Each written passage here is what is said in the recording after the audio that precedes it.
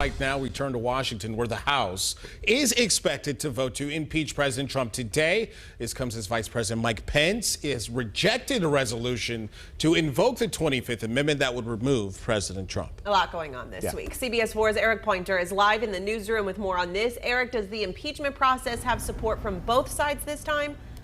So some Republicans have denounced President Trump, but haven't said they would vote to impeach. But as many as 5 say they would, including the third-ranking Republican in the House, Liz Cheney. In a statement, Cheney said, in part, the President of the United States summoned this mob, assembled the mob, and lit the flame of this attack. Everything that followed was his doing. Now that the 25th Amendment isn't an option, lawmakers are trying to decide what, if any, punishment there should be for President Trump. A source tells the New York Times that the Senate Majority Leader, Mitch McConnell, supports the move to impeach, saying he is, quote, done and furious. But it's still unclear at this point if McConnell would vote to convict. This comes as President Trump denies any responsibility that his speech incited the riots. It's been analyzed, and people thought that what I said was totally appropriate.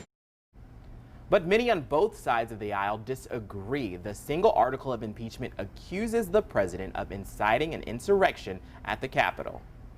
The President of the United States to incite this attack without consequences is a direct threat to the future of this democracy. Now a group has introduced a resolution to condemn and censure the President Trump. Unlike impeachment, censoring would not have any practical consequences, but would be a formal act to condemn him. Back to you in the studio.